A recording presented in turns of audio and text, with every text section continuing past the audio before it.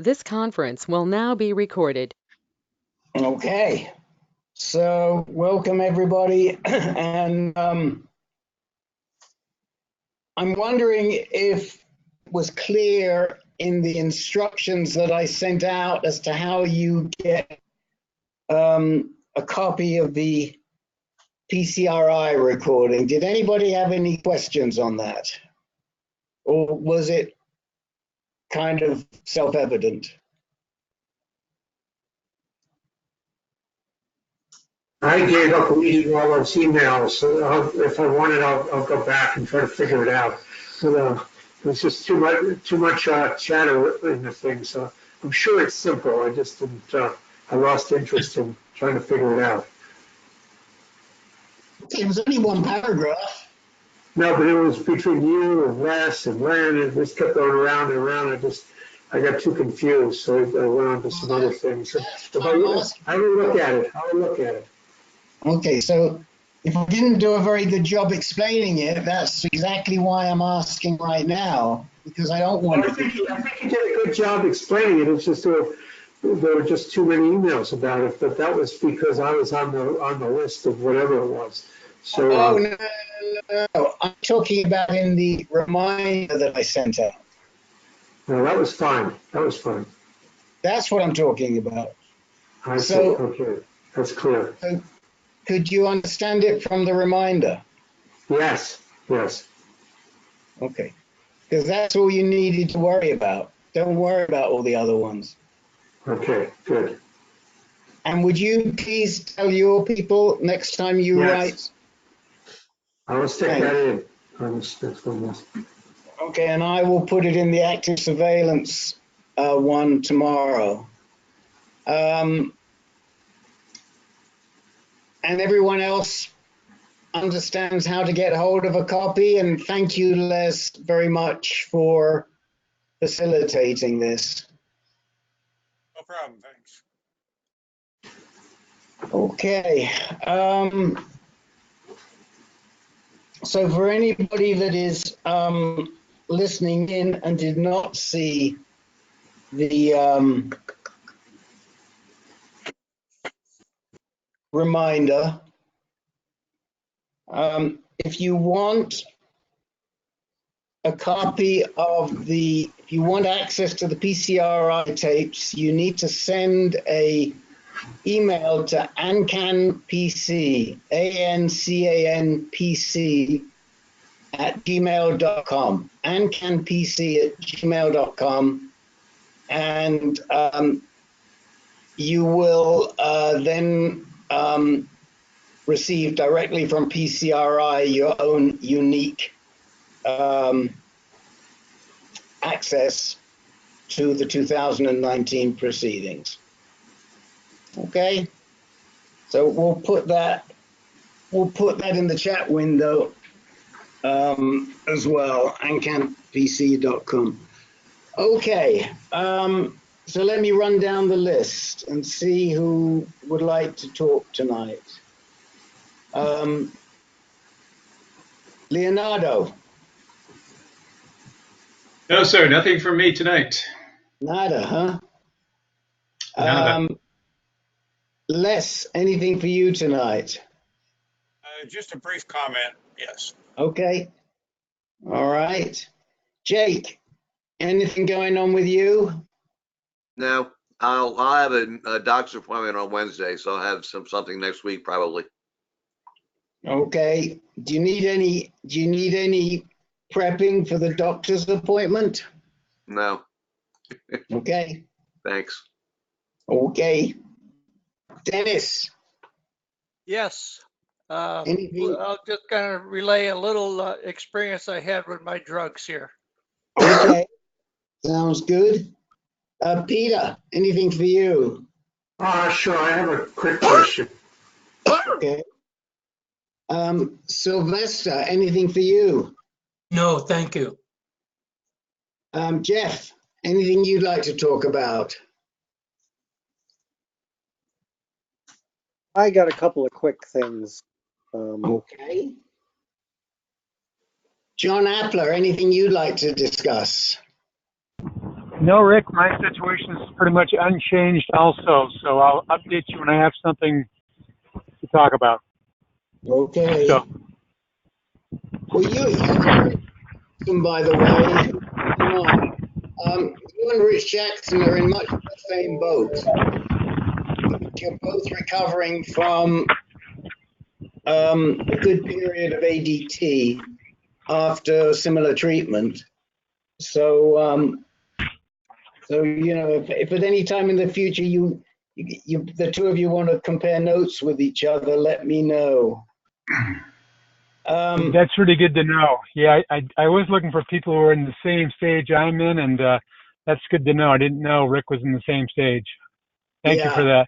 There's another guy too, I think it's Jay Cutler, I believe is his name, who also came through, is about my stage also, but I'll track them both down.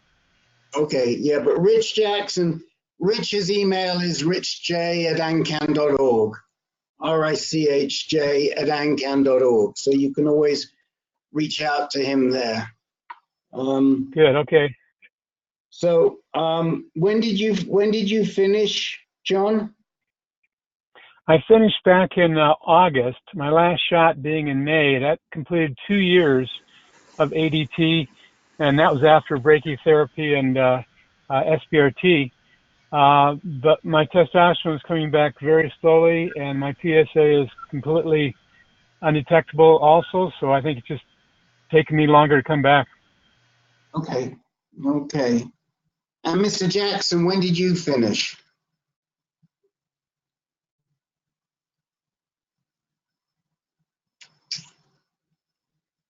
Are you with us, Mr. Jack? Yes, you are. Rich, when did you finish? Working on it.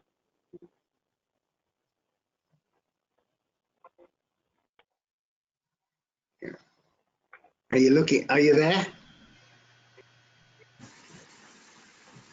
I see you. I think he's looking it up, Rick. I think he's looking it up. He just went offline. But we'll come back to him momentarily. Okay.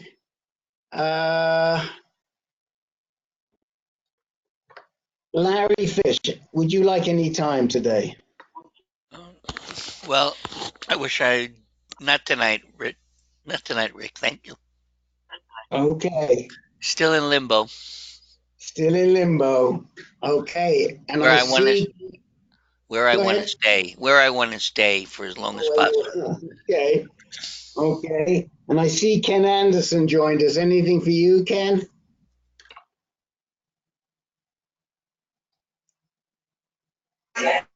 Just finishing Are you up there, my Ken? Yeah, just finishing up my South Carolina trip. One more day. Actually, I'm getting on the plane tomorrow, so I don't have any news today. Okay. Okay. Back to Rich Jackson. Are you with us now, Rich?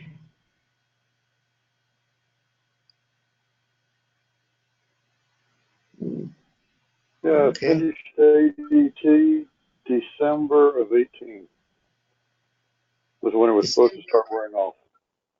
December of 18 is when you was that when you had your last shot, or was that the end of the ADT?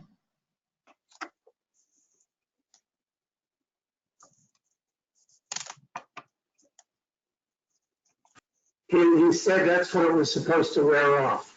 Oh, that's when it was supposed to wear off. Okay, I didn't hear that. Okay, so John Appler, Rich is about 8 months ahead of you.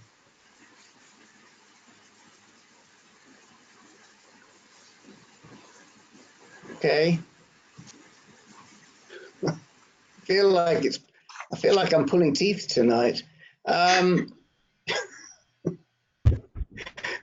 But I'll keep going. Perseverance is my middle name. Okay. All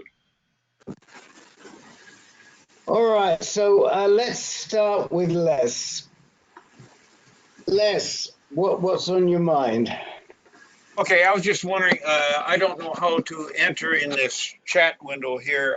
You had asked for a see if you had a table of contents for the that DVD.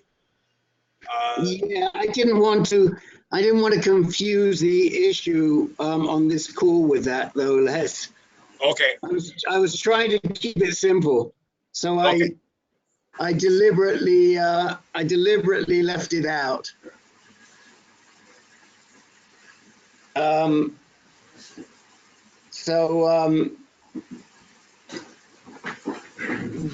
You know, people who are listening to this recording later, I think if they just email you at ancanpc@gmail.com, you can take care of the rest and just send them a copy of the of the details as well, if you like. Okay, that'll be fine. Okay. Anything else? No, I don't believe so. I just come back from my local urologist, but there was nothing real noteworthy. So there's nothing to report this week. Nothing to report. Did you talk to him about the Nocturia? I mean, trying a drug that could help you sleep a little longer at night? No, unfortunately, I did not. He was kind of bouncing back and forth, and I didn't cover everything that I wanted to. But he did talk about that other drug that you mentioned last week, something similar to Prolia. That you had mentioned it last week, and he had mentioned the same drug today. Nothing was decided. I thought I have a note that you'd been on Prolia for some time. Are you not on Prolia? Yes, I'm on Prolia. I have been for about 5 years. Right. But I just got another shot today. Okay. But he was talking about switching to this other drug, one of those that you mentioned, EK something or other. I don't have it in front of me right now. Xgeva? Yes, yeah. Xgeva, yeah.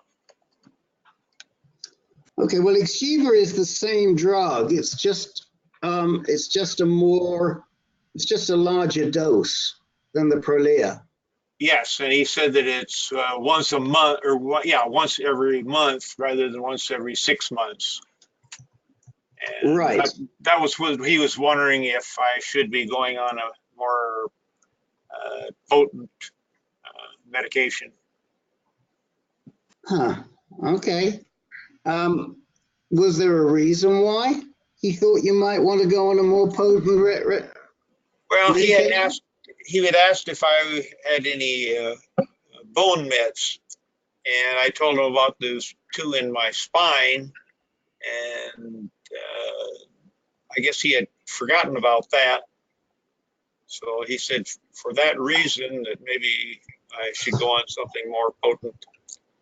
But he said to check with doctor at Mayo and see what they thought. I think that's probably a good thought. And, you know, there's somewhere in between as well, Les. For example, you could get the Xgeva, but you could get it less than once a month.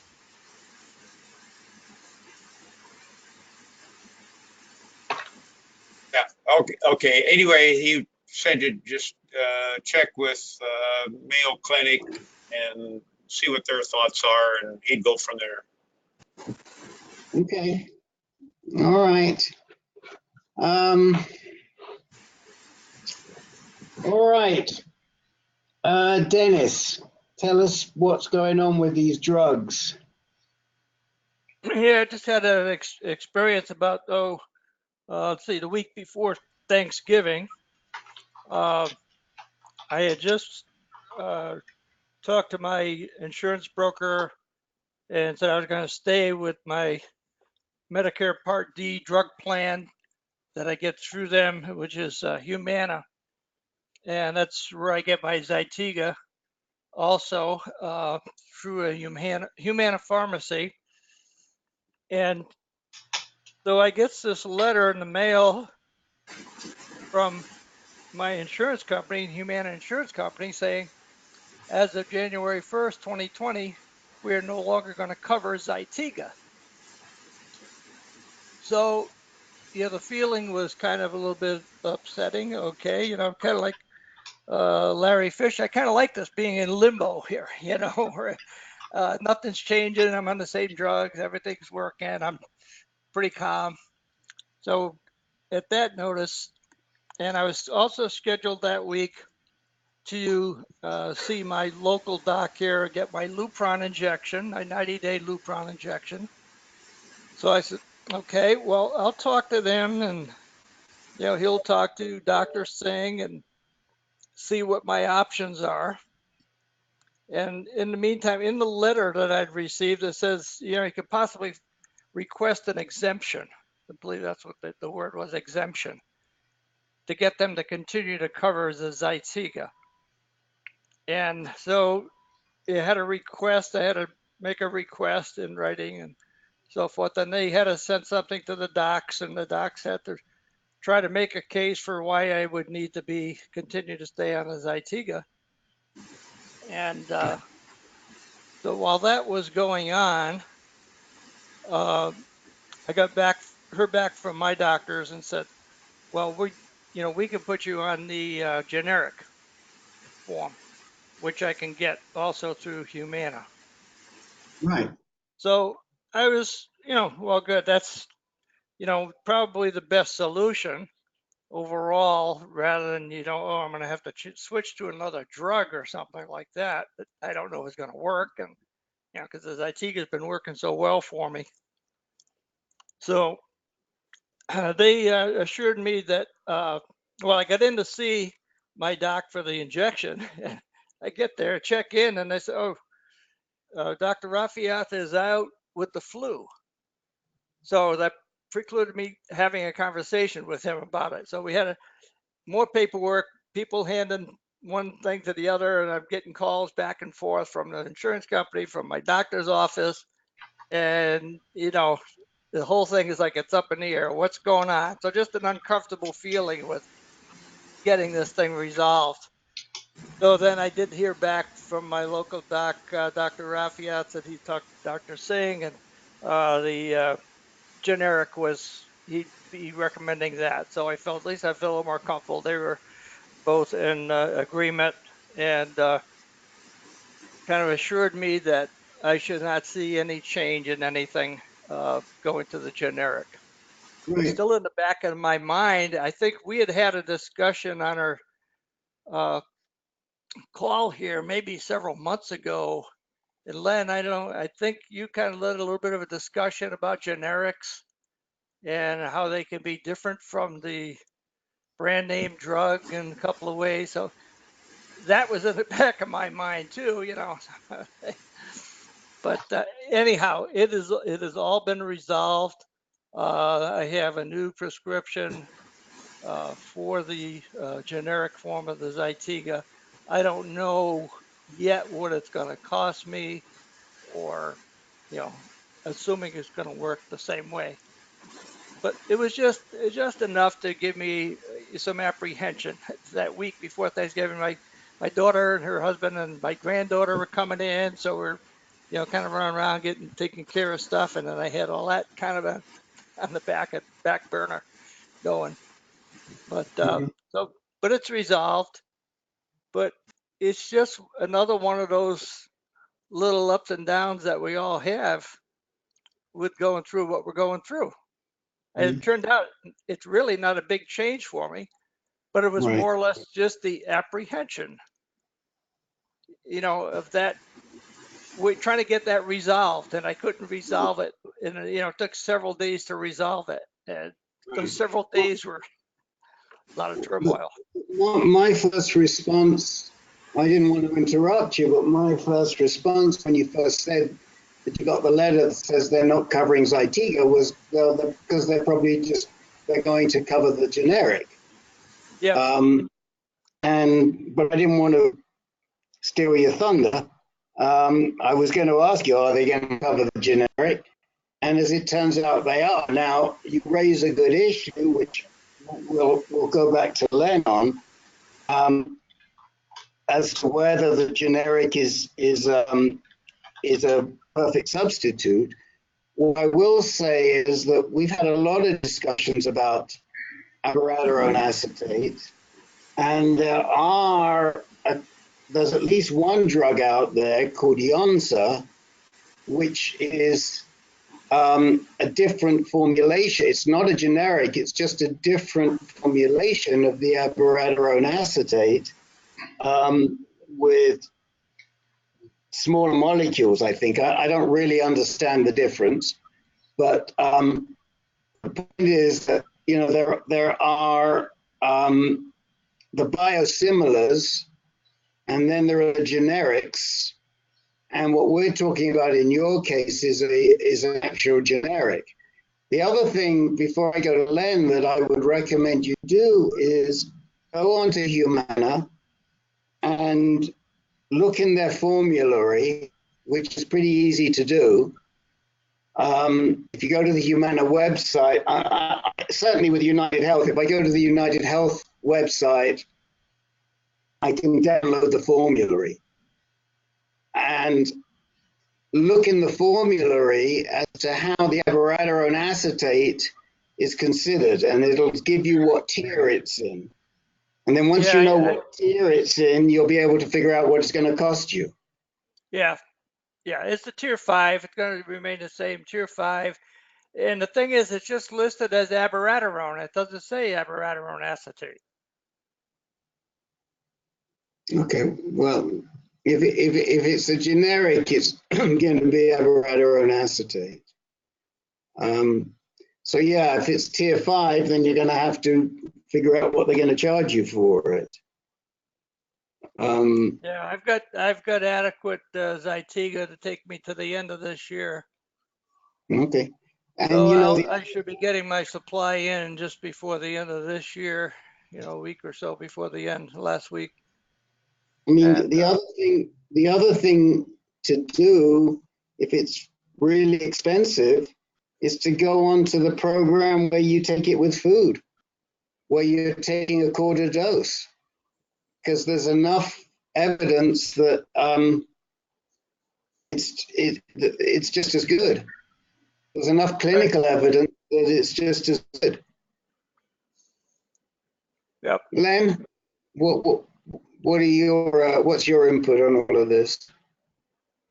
On taking it with food or what? Everything and anything. Anything? Anything.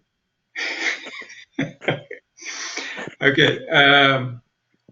Yes, you're 100% right, Rick. A generic has the identical active ingredient, abiraterone acetate, and it also has the exact same formulation that the brand name drug has.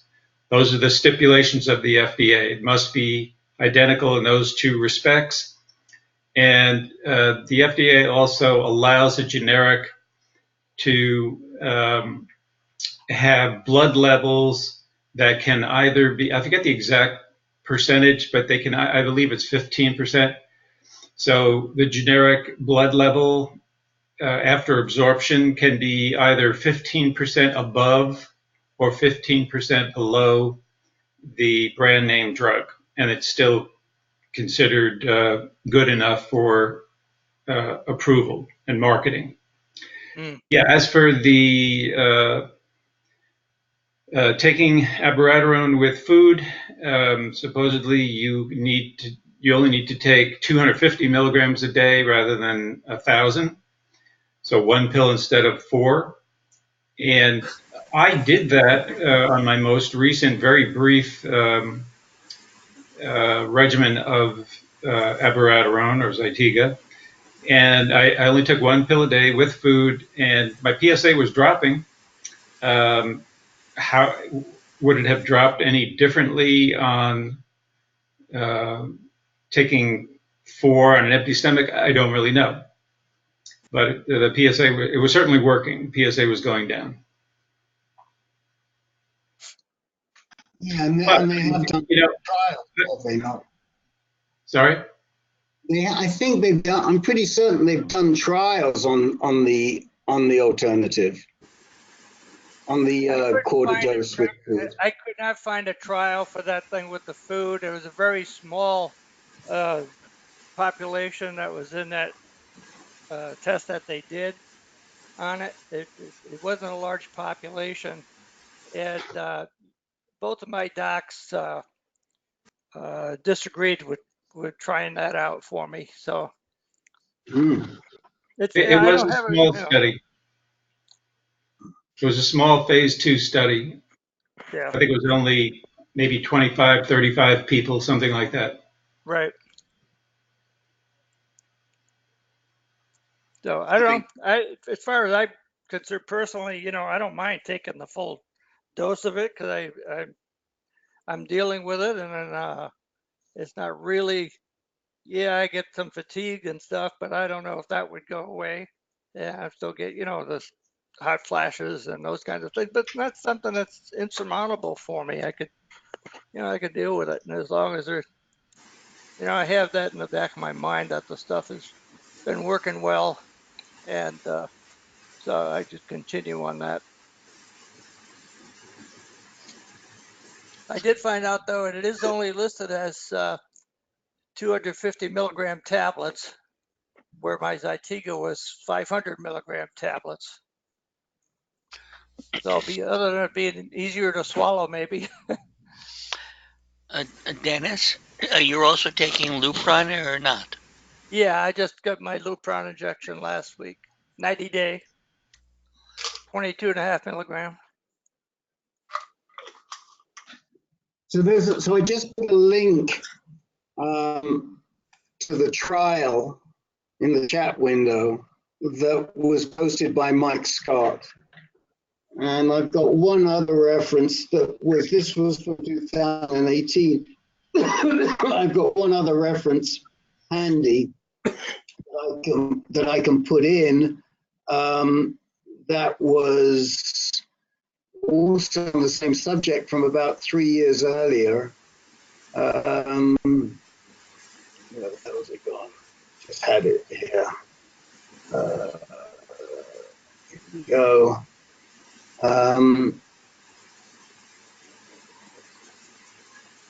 There it is. Okay, so both of these are from Mike Scott. You can take a look. I think I actually think one of the big problems is that there was never any incentive by either the doctors or the drug company to promote this. I mean, as most of you know, I'm not that cynical, but in this regard, with respect to Zytiga, I'm pretty cynical because clearly, if a quarter does just as well as the full dose, the company's going to make a heck of a lot less money. Even though it's way easier, you don't have to get up earlier to take drugs. It's just a lot more convenient if you can take a quarter of the dose with food than the full dose without. And I think that was the result. And the doctors say, well, why mess with it? This was the protocol that was approved in the trial. So I'm a little cynical with respect to both the doctors and the drug companies on this. And I think if it were me, certainly if there were financial considerations, I would be trying the quarter dose. Jay, didn't you look into this at some point? Very briefly. I've been doing I've been on abiraterone acetate, the generic, all along. I never tried the full dose. Okay. I think the biggest issue, Rick, is with the regular dose of Zytiga. It's 3 hours after a meal or 1 hour before. It's very precise about how you take it. The food thing, I think probably part of the issue and probably part of the concern is how much food, how many calories? Do you take it with a high fat diet? I mean, you know, food or, you know, a handful of potato chips, you know, that's kind of very vague and very iffy. And I think that's probably why people are shying away from it. Jake, I have an answer to that question. Unfortunately, I kept the notes on it, and I don't believe I cited my source, but I'm going to paste it into the chat box here, and I'll send it out to everybody. And so it's very specific as to what they consider low fat and what they consider high fat, and how much greater the absorption rate is, as you can see there when you get a chance to read that. Yeah. Can you summarize it for us, for those who don't have the chat window, Len? Oh, sure. So the original trial, all they said was abiraterone taken with a low-fat meal, you only need to take 1/4 of the dose that you would take on an empty stomach. So I looked for how they define low fat, and this is what I came up with. It says they define low fat meal as 7% fat, which would be about 300 calories in fat. Then it says that can increase to the absorption amount can increase to 10 times with a high fat meal, which is 57% fat or 825 calories. So I wouldn't try for a high fat, because then you're going to have a problem. Too much. Where you only need 100 milligrams instead of 1,000. I would just stick with the 7% fat or 300 calories. And just as an example, there's 100 calories in a tablespoon of almond butter, probably similar for peanut butter. So if you took 3 tablespoons of peanut butter or almond butter or any nut butter, then you'd have your low-fat meal right there. Oh, wow. Too many calculations. I did have one comment for Dennis. I don't know if were you getting assistance from the company when you're on the Zytiga name? No, no. Okay, because there, you know, depending on your, I mean, I know you're a rich guy, but you know, depending on your income levels, you can apply for financial assistance from the manufacturer of Zytiga, but you cannot. At least I couldn't find any financial assistance for the generic. So, Yeah.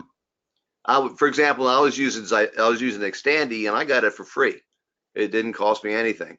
So then I went to the generic Zytiga, which theoretically, even though they're not two different drugs, you know, price-wise they're about the same. I have to pay $50 a month for the Zytiga, for the generic, plus the prednisone, which is, you know, also that's chump change, but still. Yeah. So you might find out that your copay is different. Yeah. Well, I wasn't getting any assistance, so Okay. it's not going to be any more than what I was paying. That's for sure. Right. How much is your, I'm sorry, Jake, how much did you say your copay was? I was just reading something. $50 a month. Right. Okay. That's pretty cheap. Yeah, it's not bad. You know, it's compared to what I was paying for like Xtandi, it's $50 more a month. But yeah, it's still not bad. It's doable. And I looked at the pricing of Zytiga generic and Zytiga brand name, and there's not a whole lot of difference in the cost, from what I could tell. And you know, but I guess the insurance companies have their own reasonings for it. Yeah. After I hit the what's the max that they have? I forgot what it is. I think it's like 2 months or so. I hit the max, and then I was like $585 a month. You're paying $585 a month? Yeah, that's what I've been paying for my Zytiga out of pocket. Wow. Is that because you went into the Medicare, what do they call it, coverage gap? Yeah, yeah. After the first couple of months of the year, I hit the I go into the last, there's like 4 phases with Humana that you go through. And once you get to the 4th phase, then the amount you pay is a fixed percentage, I believe, of the drug. But I did try on to get the assistance thing. I didn't qualify for it. Dennis, do you feel Humana is the way to stay? Have you looked into other possibilities? I did. Like I said, I use this via benefits that I have to use, and I get back by using them as my broker to find the best insurance. And my wife and I both do this. We were doing it every year, and hers changed once or twice. This is just for the drug, the Part D drugs. And we changed insurance companies maybe 2 or 3 times, but for me, the best one was Humana. Interesting. For Okay. insurance company. I find the guys I work with here, if they've got serious disease and treatment going on, Humana is like the worst. But what do I know? Yeah, well, once I know for sure what I'm going to be on, but I won't be able to change it for sure until next year again. Well, I'd consult with somebody very carefully. we have a woman here I talked to who's really sharp, and she's helped a bunch of guys out there now. Yeah, part of my GE benefit by using this brokerage firm that GE sets up, anything I have in out-of-pocket drug costs it's around 5,000 something. I think it changes every year, goes up a little bit. But anything I pay over that, I get refunded me directly from GE. Okay. So that cuts the cost down to something else. But yeah, when I get my end of month statements, and it shows the price for the drug at 11,000 something dollars for a 30-day supply. I mean, that's just ridiculous. Ridiculous. But Medicare picks it up. Why are we going to run out of money for Medicare? Because drug companies are getting away with charging these exorbitant fees. Yeah, but let me assure you that Medicare doesn't pay $11,000 a month or anything close to it. I mean, the prices that we see that the drug companies put out and that the hospitals put out for procedures, there's no relationship at all to what is actually paid. So yes, it's 11 grand a month as far as your numbers, your calculations are concerned, but what they actually pay is a very different number. They all have, they negotiate separate prices with them. Yeah, I'm aware of that too. Now, a couple of things. One is that in one of these studies that I posted, these articles by Mike Scott, he mentions 3 studies, one with 25 men, one with 60 men, and one with 72 men. The first article is the 60 men, the second article is the 25 men, and I think the 72 men hasn't reported yet. What he does say from the 60 men study, which actually catches my eye, and this was a clinical study and a supervised clinical study, is that the median time on abiraterone therapy for the 19 men who switched to taking abiraterone with food on initial progression was 100 days longer than among the 41 men who continued taking abiraterone without food. What was the total length that of is the time? interesting.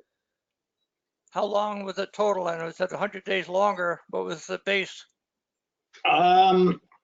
I don't see that off the top. Again, you'd have to get in and look at the study. I mean, you can find the study, I'm sure, on PubMed, but you can pull them down. So I don't know what the base was.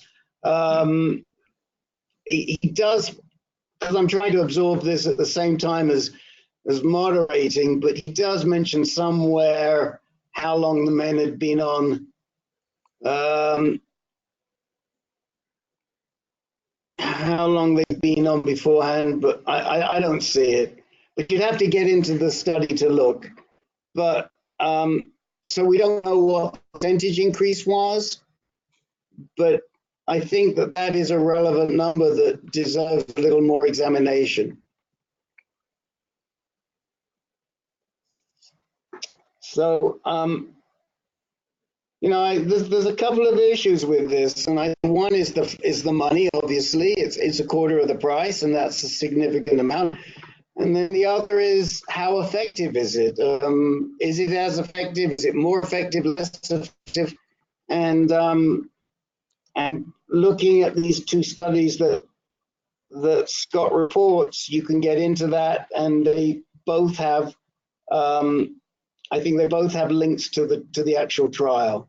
They do have links to the actual trial, so you can go track it down a little bit. But my job here, our job here, is just to tell you what's out there and intrigue you a little bit, and then you come back to us and tell us what you find. And Dennis, I'd be very interested to learn what the cost of the generic is for you in January.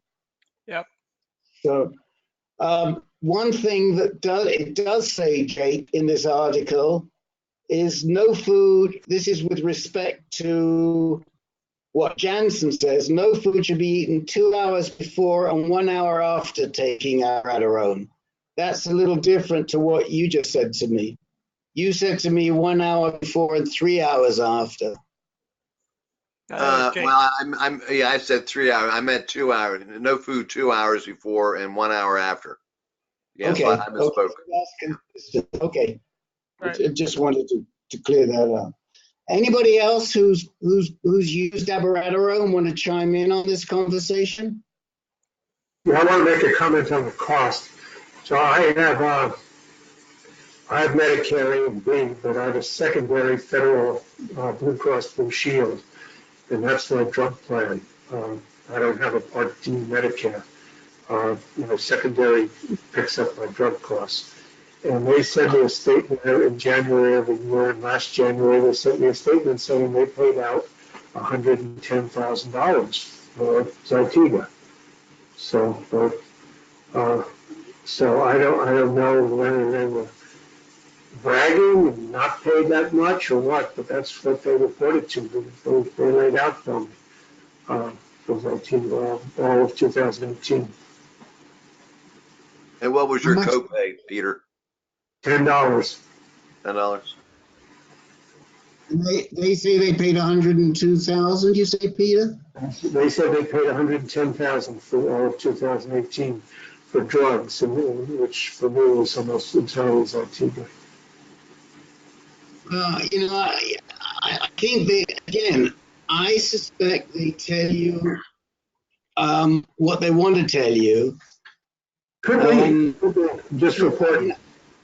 Yeah, no. I'm not doubting what you say, but I'm telling you my own impression. I mean, if any of you read the blog post that I made on coinsurance this week, my insurer is telling me they pay one amount, and what they actually paid was a different amount, a lesser amount. So they send me a statement with one amount, and what they actually pay is 2.5% less than that. So I don't trust what they tell me.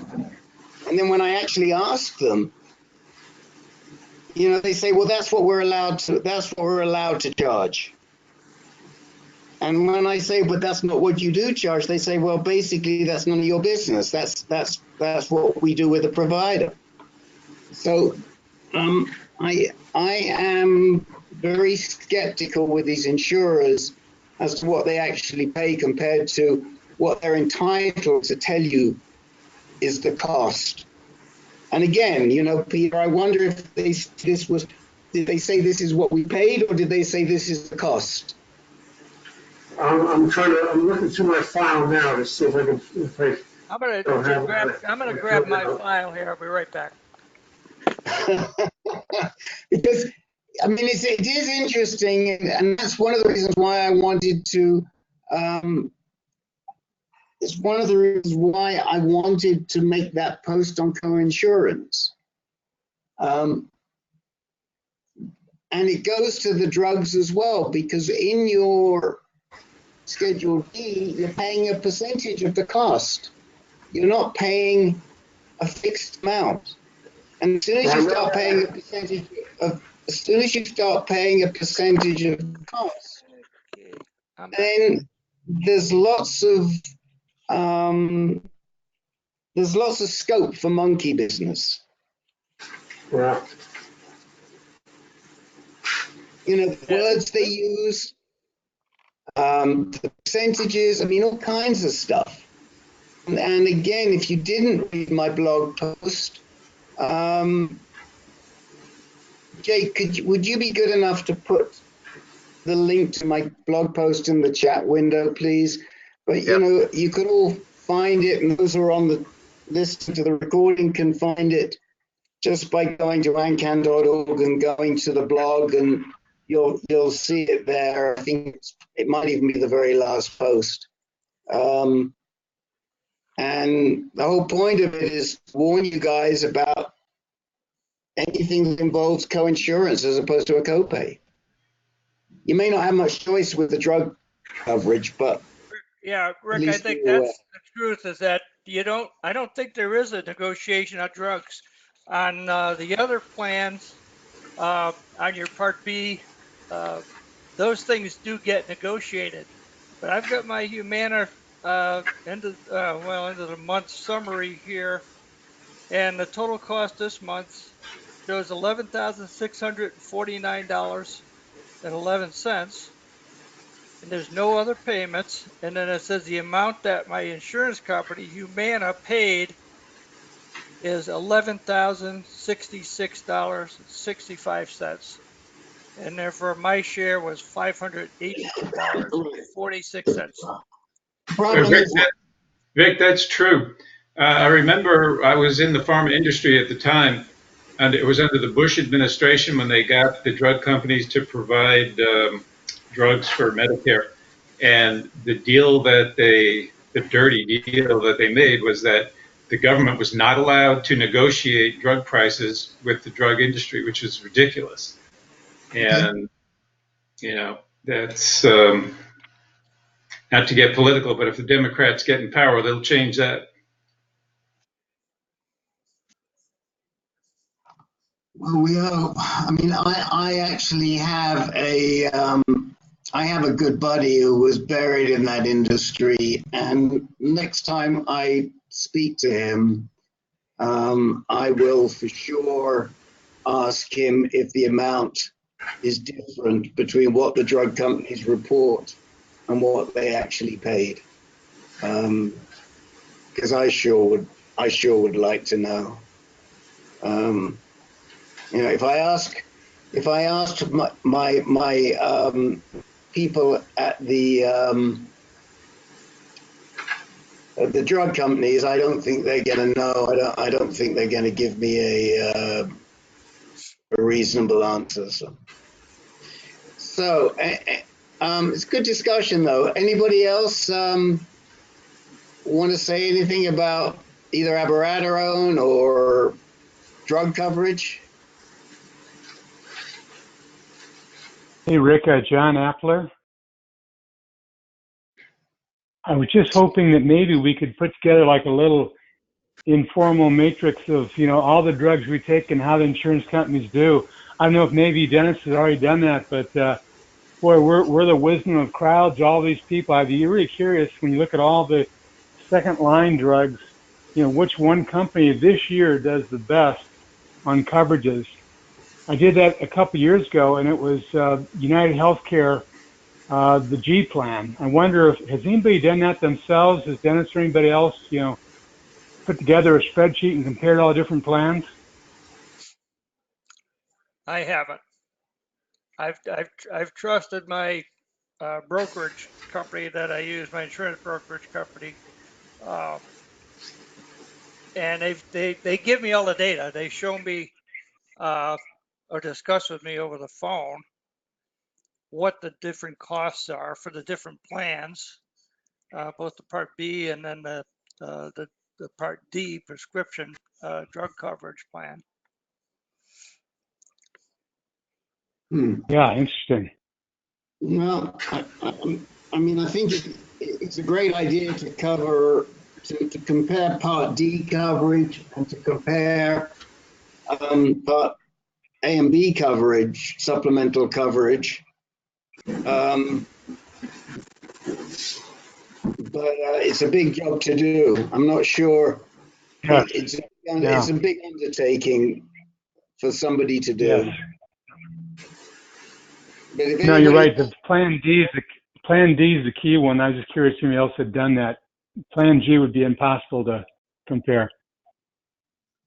Plan G is difficult. How did you compare it, John, when you made the comparisons? How did you compare Plan G? I just listened to you guys, and all the drugs you've mentioned, I threw them into a spreadsheet, and I asked my broker, like Dennis had over in Honolulu, I said, well, give me the exact prices under all the different plans, and he was pretty good about doing that. Okay. And it pointed me towards United Healthcare, their Plan D at the time, and I was going to go with Dennis's plan, but there was a couple of drugs in my path that I thought that Humana priced a little bit higher. But, I just did the whole thing like in a short amount of time. We're busy doing all these different things, but I'm sure it probably changes every year too. Just a word of caution. Word of caution, everybody. Right now, the open season is on for Medicare and a lot of plans, especially federal, and it expires it ends in the next week or so. Yeah, December 7th. Yeah, you're right. I think, yes, exactly. Pearl Harbor Day. Yeah, so if you're going to make a change, now's the time to do it. Okay, when does it end? Did you say December 7th? 7th. Yes. Okay.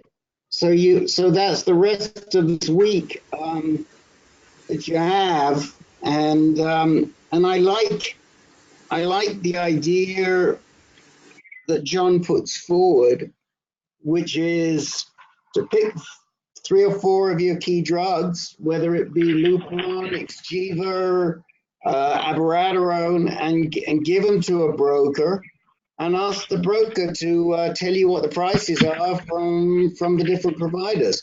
Now, I do have one proviso there, which is sometimes it's not easy to switch providers. I don't know what the regulations are on Plan D. I don't know what the pre-existing condition regulation is on Plan D. I know that for the A and B coverage, there are pre-existing conditions if you are already in the system. So does anybody know You're saying they cover pre-existing conditions, right? Once you're in the plan? I'm saying I don't know if with Plan D they cover pre-existing conditions. You'd have to ask. All right. With Well, that's one advantage of the federal program that Peter and I are in. We can switch from one to the other without any penalties, as long as you do it within the open season time frame. I've always been able to switch ours when we wanted to, either the A and B or the D, without any trouble. My wife and I have changed. But the Lupron is A and B. That's not the drug. I know that I'm with United Healthcare. I can't even switch from an Advantage plan to a Plan G. So, because I had hip surgery a year ago, January, so I'm not eligible to switch. So, they do have pre-existing condition. clauses. Anyway, anybody else want to add to this? Or anything else on insurance, given that this is the, we won't meet again before the 7th?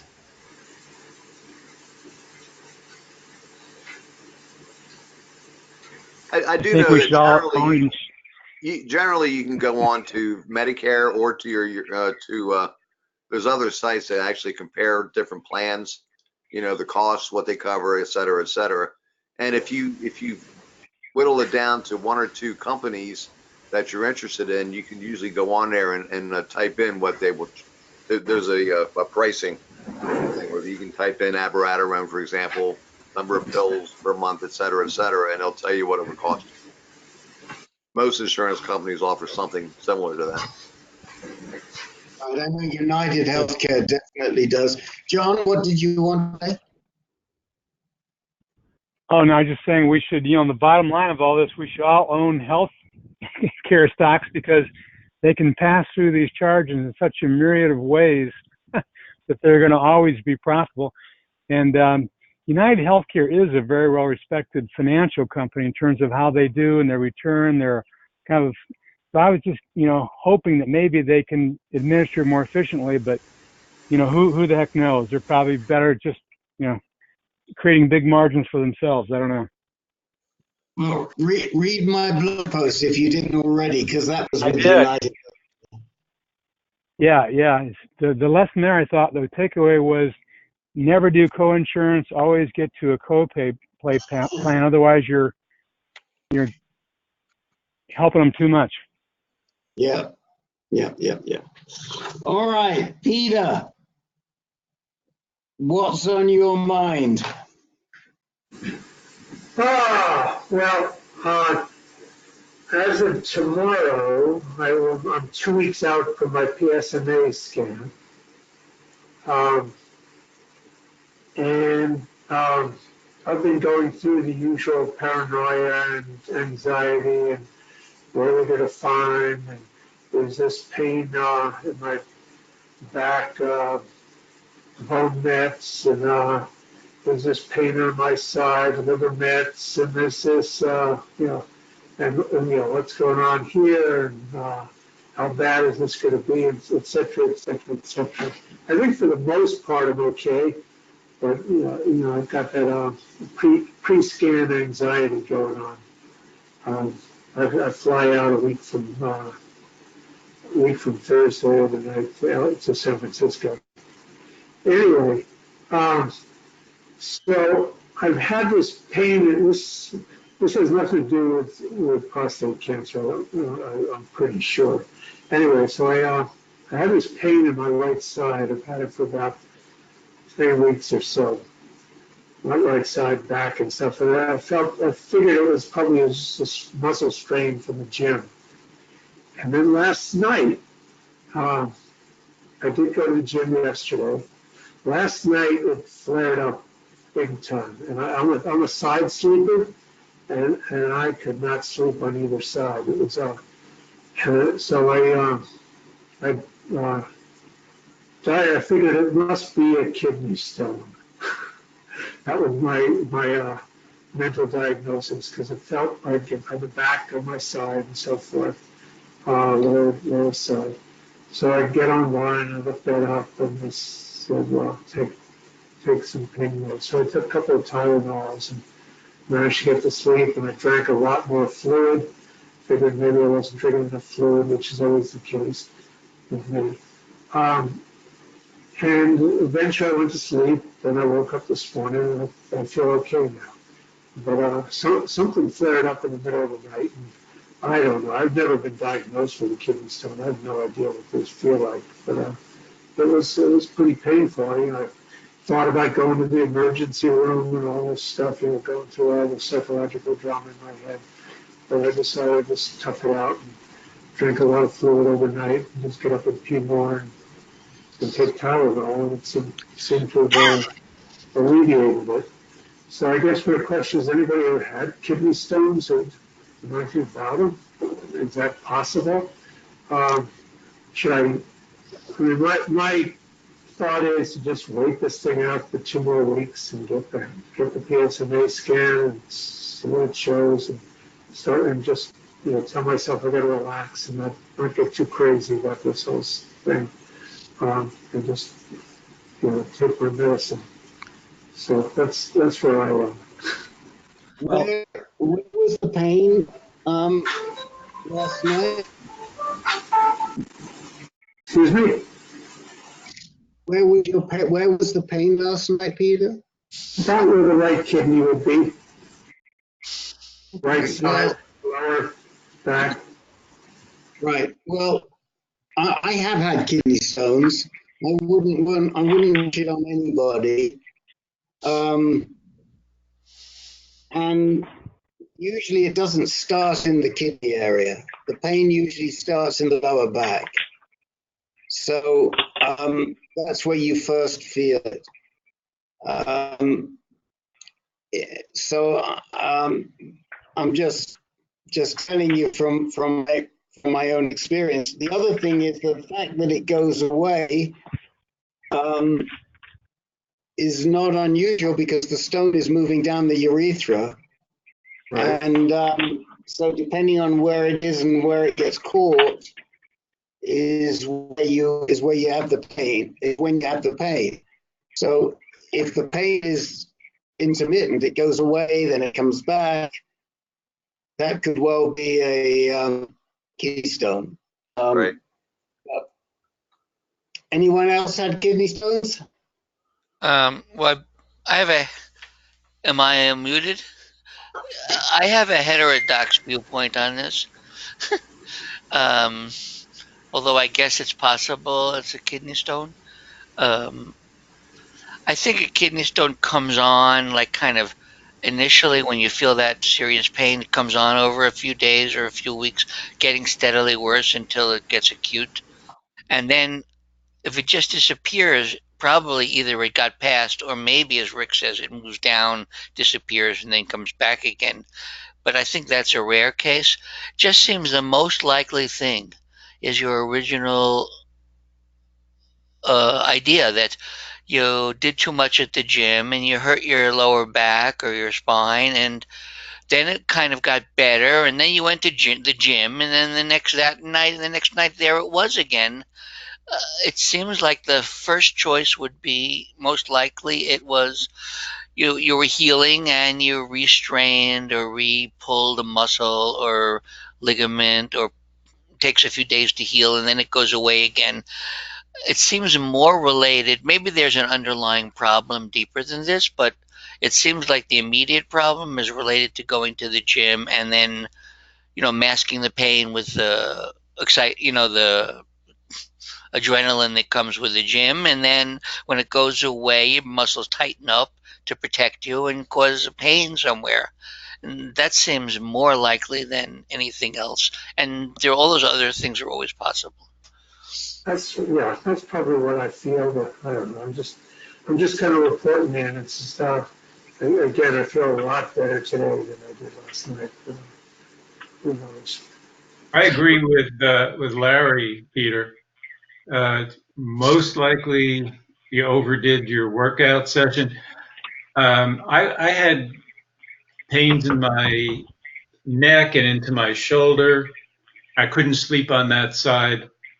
And, my chiropractor said, when you go to the gym, never lift more than 50% of what you're capable of lifting. Just do more reps, and, less weight. And he said, if you do that, you won't have to come back to me. And it worked for me. Okay. So try that. And sounds like a plan. Sounds good. I wanted to add one thing, which I think is continually ongoing for me and maybe for most of us in this who've been a little traumatized by having advanced PCA. And that is that every time that something comes up, I'm twice as sensitized to it as I would have been in the past. And each thing that happens, I'm thinking, is this something? Is this something? Is this related? Is this Right. something? And it happens, frequently with every single thing that goes wrong. That thought crosses our mind, and I imagine it does with all of us to some extent, unless we're super, super not neurotic. Right. Yeah, you're right, Larry. I agree. You're I 100% think that's, I right. think that's like a kind of a post-traumatic stress response that's natural for us. Right. And I try not to mention it to my girlfriend, and when she cries it out of me, but I try not to make a big deal of it. But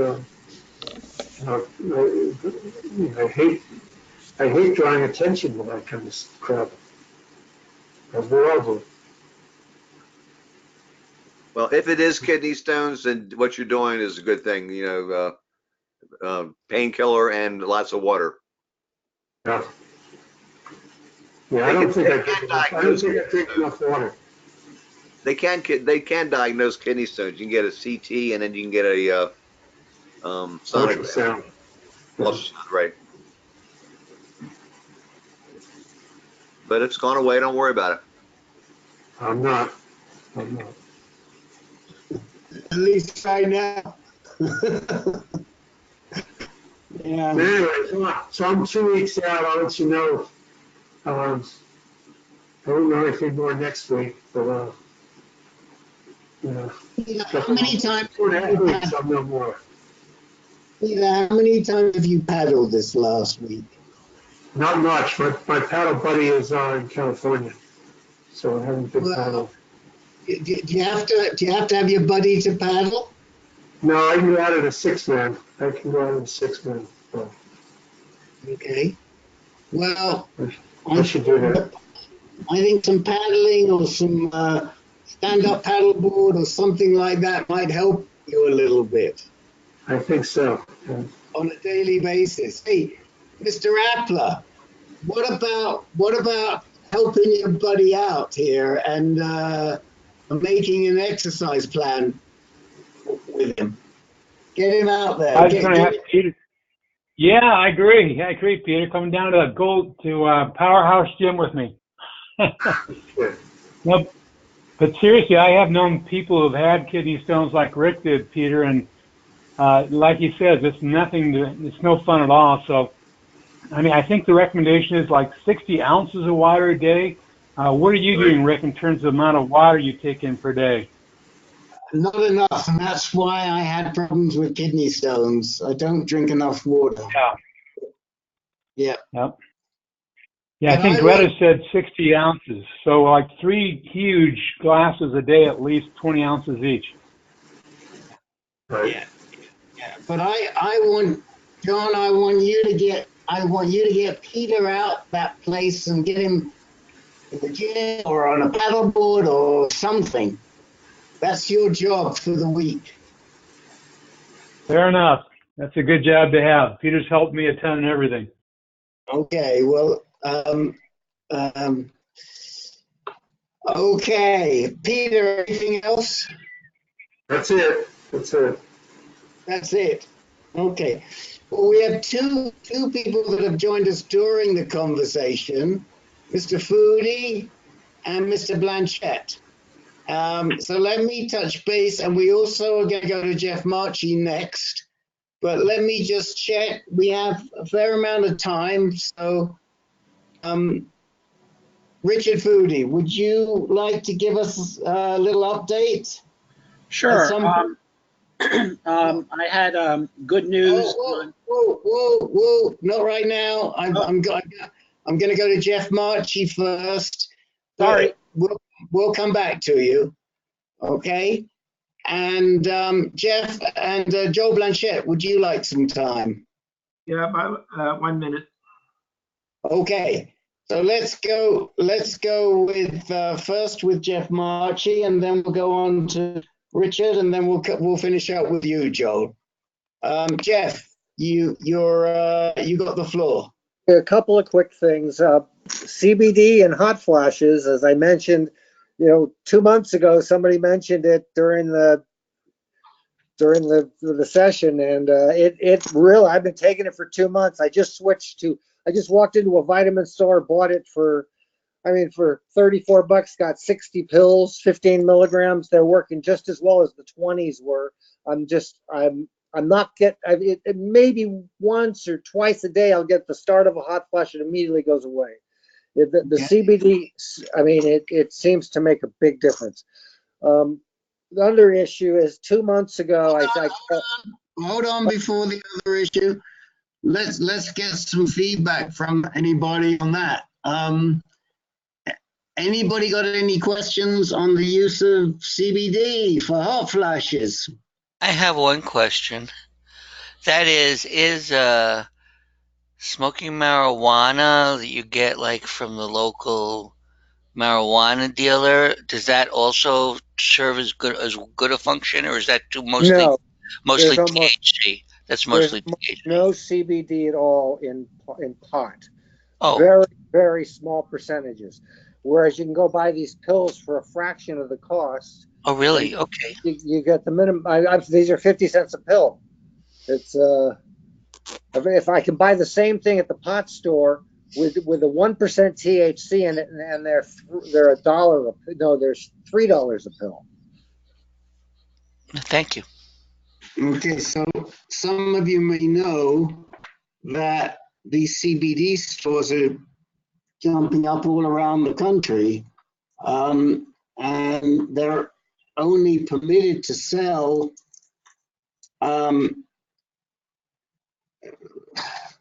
substances that have only CBD, and I think it has to have a minuscule trace of THC is allowed. And Well, they don't have it at all. They do not have it at all. It's because they use the hemp plant to get it, which doesn't have THC in it, instead of the pot plant.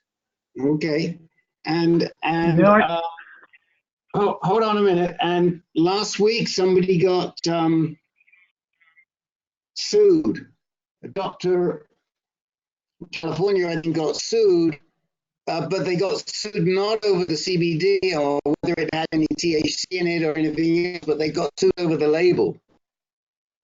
I don't know if any of you heard it, but they weren't labeling the product correctly. So go ahead. Who was it that wanted to say something?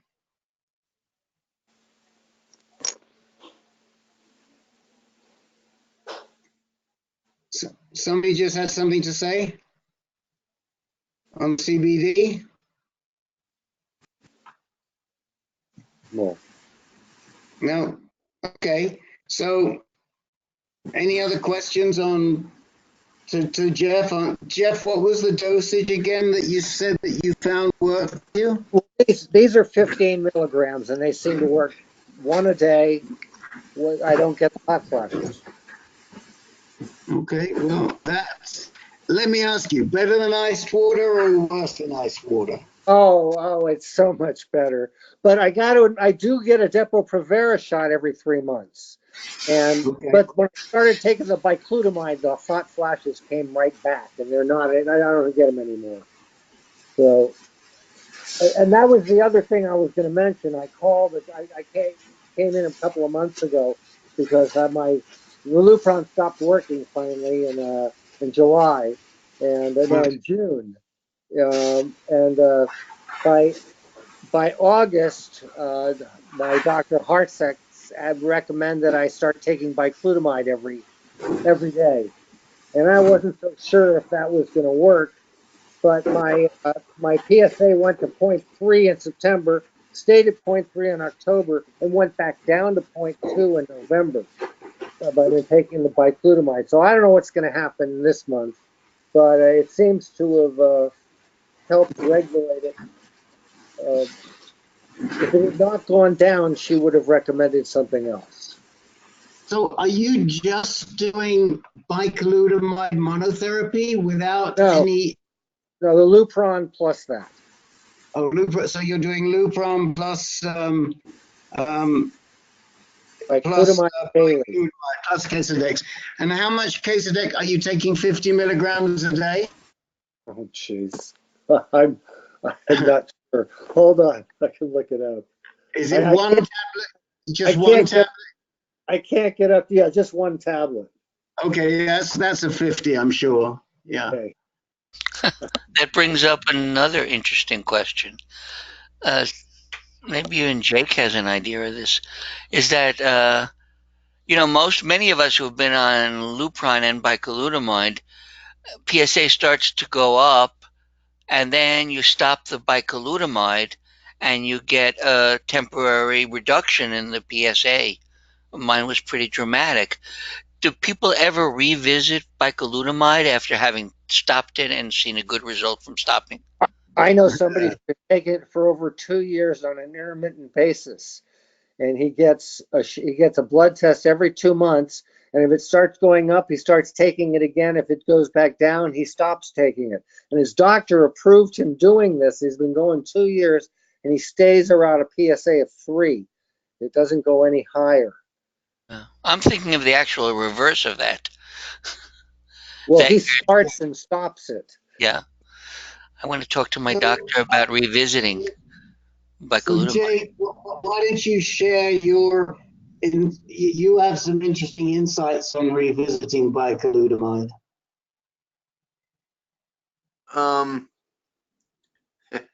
Well, yeah, I was on Lupron. It stopped working, so I tried bicalutamide for about a year, and it worked. It brought it down. What Larry's talking about is the anti-androgen withdrawal syndrome, that some people respond after you stop taking it. Some people get a response. Not everybody does, but some people do. But that's unfortunately usually temporary. I've never known of anybody taking it intermittent. But it's funny, it stopped working for me. Like I said, then I went to Xtandi, and now I'm on abiraterone, and I had the Foundation Medicine blood test, the liquid biopsy. I think that's what you're talking about, right? Yes. Yeah. And they told me then that Xtandi and abiraterone would not work for me because I now have some mutations that I've apparently developed while I was under treatment. But curiously, even though they said that bicalutamide might work again, even though it stopped working once, they said it might work again. And I've been doing a little bit of research, and there is some truth to that. Apparently, some research has shown that that you can go back to it, especially if you develop a mutation that you didn't have when the bicalutamide stopped working in the first place. If that makes sense. Yeah. So to answer your question, was it Larry or was it Jeff that asked that question? I forget. But Jeff was talking about intermittent. I was talking about when the bicalutamide seems like it starts to become a food supply for the cancer cells, and so you cut it, you stop it, and you get this rebound where the PSA goes down again. Right.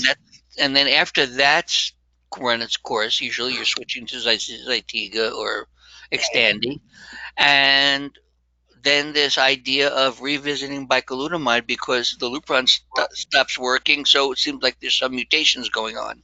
Right. Very well said. Very well said. And that's exactly what happened with Jake. And Jake, we're going to push. Ken is going to be seeing Merchant in a couple of weeks, and I'm also going to send her a note and see if we can find out a little more about the darolutamide issue. You haven't heard back from her, have you? Not a word. She said she said thank you for my note, and she found it interesting. She said, and I will pass it on to the appropriate department, and I've never heard a single word since. Yeah, I mean, the problem is, to be honest, that they are so restricted as to what they can say, especially in writing. And but I will write to her. I've written a note. I said that to Ken last week, and I've just put her on my note of people that I owe emails to. So I will follow up. Okay, so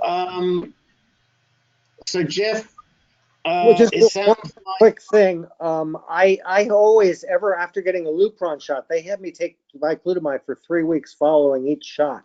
So I don't know if that's stopping and starting, but that other people had the same experience. I've never heard anybody. Are you? Is there a period when you're totally off the Lupron, or are these? No break in shots. They just have you take it for 3 weeks once you get the shot. You take it and that's every time I've had a shot, they've had me do that. So I've always had it here. That's unusual. All right. Yeah.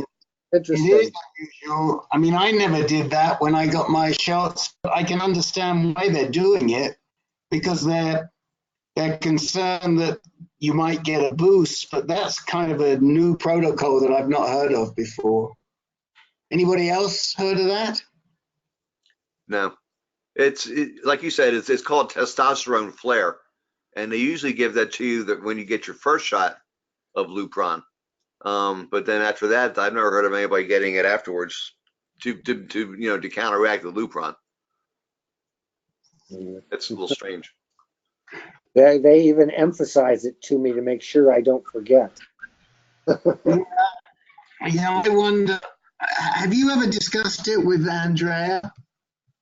No, not really, because before she was even involved, the previous guy, it was the same thing. So I didn't think that it was unusual. Well, here's a possibility, and it wouldn't be the first time, that Kaiser has its own Lupron management clinic, department, office, whatever you want to call it. And I wouldn't be at all surprised if they've gotten themselves confused and you're only supposed to be doing that right at the beginning. And so if it were me, I would ask Andrea, is it necessary to take bicalutamide after every Lupron shot? Now, in your case, you're taking it, she's put you on it, yes. Right? But yes. You might mention to her, does she know that they've got people taking bicalutamide after every Lupron shot? Oh, she knows. I made sure I was taking it when I got the last shot, that I was taking it for 3 weeks. She sent me an email specifically making sure I was going to do it. Okay. That's enough on that. Thank you. Yeah. They didn't have that in place when I was getting my shots from Kaiser, but that was a long time ago. All right. So let's move on to Richard Foodie. Richard, how are you doing? Well, hi guys. I'm doing well. I had a 3-week follow-up with my oncologist on November 8th, and based upon a CT scan, I was stable. My prostate cancer was stable. My bone mets were stable, and the nodule activity in my lungs was stable, and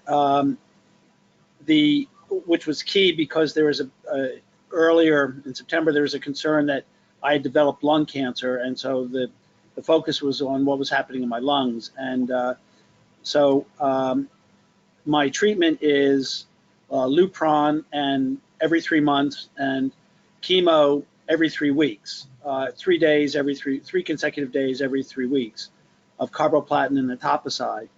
And I had radiation in the summer, 5 days. So it seems that the chemo is working, and the lung activity, the nodules in the lung activity.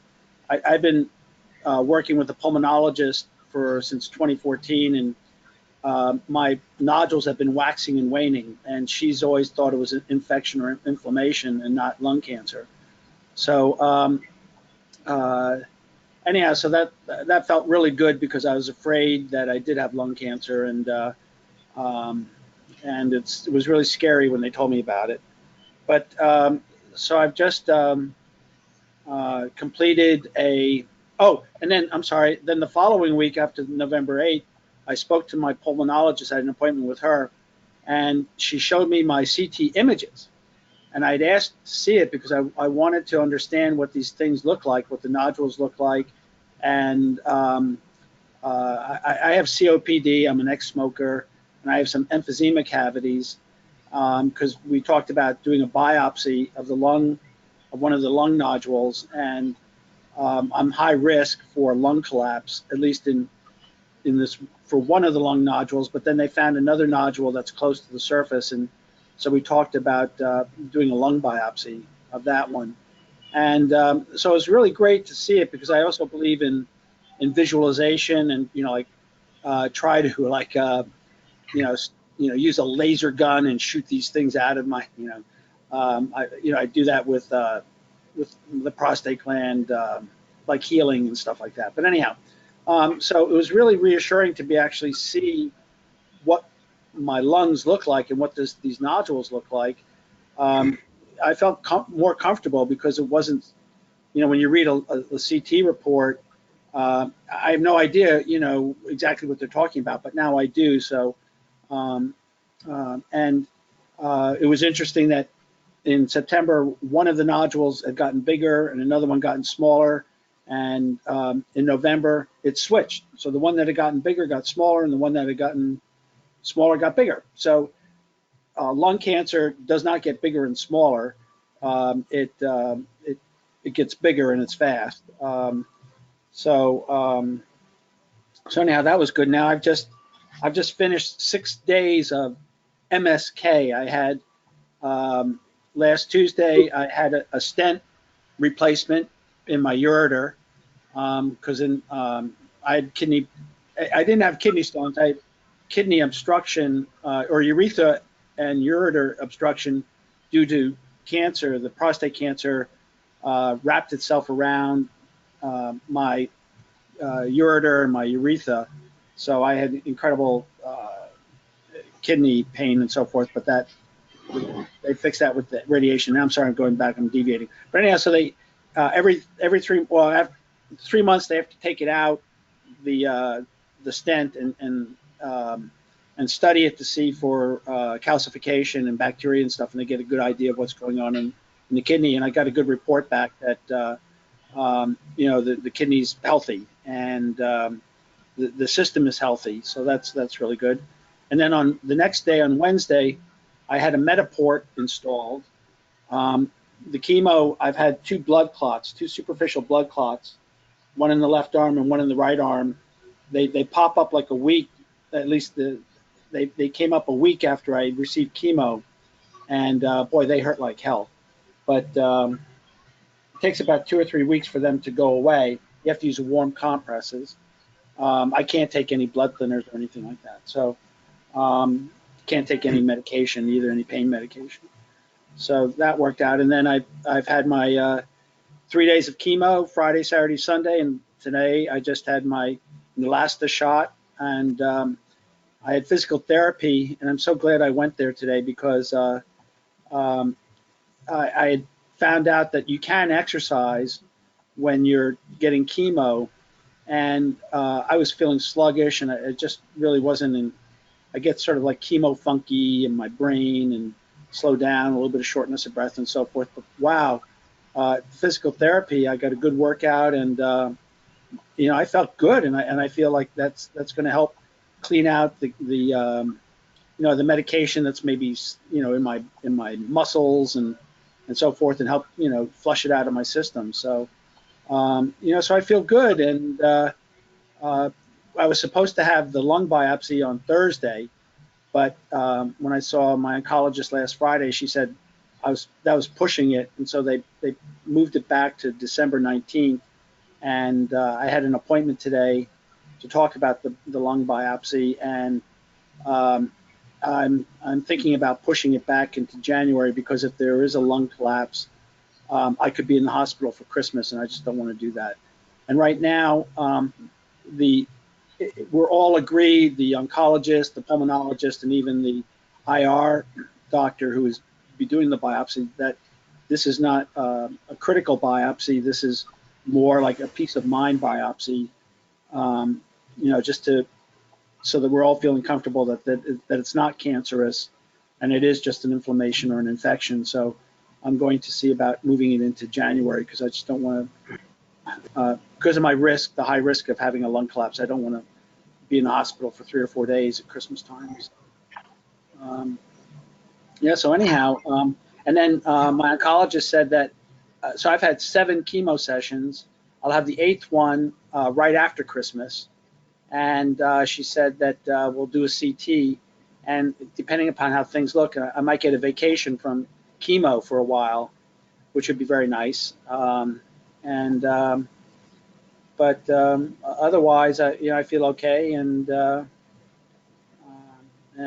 I as like I'm Rick, cemented it into my brain about exercise, and I do believe that I have 2 physical therapy sessions a week, and the PEX exercise class with Donna Wilson. So those 3, that's helped me a lot. And I'm going to talk to my supervisor about returning to work next week, part-time. Oh, So okay. I feel up for that, and also I've been on medical leave for 5.5 months, and so to keep my job, I have to actually report back to work before December 18th. So, but I mean, this is a good time right now because I don't have any more procedures, and so it'd be good to get back to work and get out of here. It's terrible coming home and just being like in the sick place, so it'll be good to be back out in the game of life, and so I'm looking forward to that. So that's it. That's a lot. So you say that you've done 7 rounds, possibly 1 more round. Were those all carbo and etoposide? Were the first 4 carbo and etoposide? Yes, everything was. So day 1 is carboplatin and etoposide, and then day 2 and day 3 are etoposide. Right, but the chemo that you've gotten has always been carbo etoposide. Correct. But didn't you have cabazitaxel at one time? Yes, I did, and I was in a clinical trial last spring because there had been a growth a tumor that emerged outside of the prostate gland in last November, December, and that's when I stopped taking Xtandi, and so they started me on a clinical trial with cabazitaxel and abiraterone and prednisone, and so about 3 months later, the tumor, that new tumor growth outside the prostate gland was gone, but somewhere in that time frame, my cancer transformed from normal cell. Len knows what the name of it is, from end something from Neuroendocrine. neuroendocrine, and then it transformed into small cell. Right. And that's what I have now. I've got small cell. Now, what's not that it's that much of a guide, and the best guides are the scans they do, but what's your PSA been doing? Well, the PSA has been like 1 point, or no, not 1. It's been point, like on 11/29, it was 0.12. It's been like 11/8, it was 0.18. October 19th, it's been 0.19. But the oncologist said that since the cancer transformed to small cell, the PSA is not that good of an indicator. What she also monitors is my CEA and chroma something A. Chromogranin. Yeah, chromogranin. So the numbers on the CEA have been within the range, meaning that my interpretation is that since it's within this range, that I guess the cancer protein is not. I mean, it's there, I guess, but it's not. I'm not quite sure, Len. I think you understand that better than I do, but Yeah. The neuroendocrine cells typically don't produce PSA or PSMA, so they're using CEA and the chromogranin A as alternative markers They're better markers for neuroendocrine cell growth. So anyway, it sounds like you're doing well, Richard. I'm glad to hear that. You responded, you're stable at least, and you're feeling good. One thing I was surprised to hear you say that you said you can't take painkillers. What's the reason for that?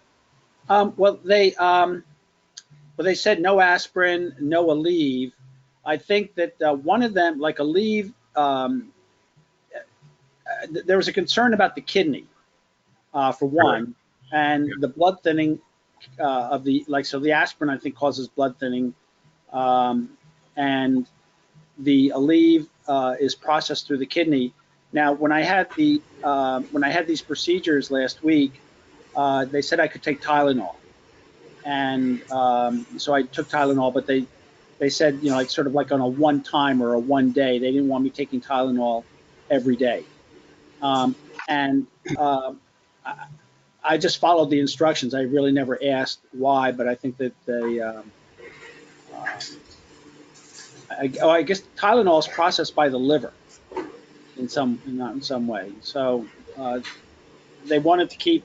I guess they want to minimize medications that I'm bringing into my body, and to keep it. I guess just minimize the medication. I think that's one of the things. And yeah, the side effects. Okay, thank you. And I don't mind that at all. I'd rather not take, extra medications and,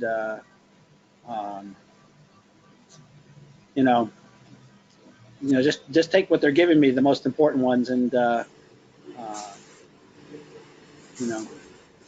So that's it. So yeah, I feel really happy, and I'm very grateful, and I say prayers every day, and so that I get good spiritual comfort and health and good support here, and good medical team. You're amazing, Richard. What kind of work are you going back to next week? I actually work at Memorial Sloan Kettering as an office coordinator and in pulmonary services, and that job is so when you call into your doctor's office, and the person who answers the phone and helps you with appointments and prescription refills, that's my job. So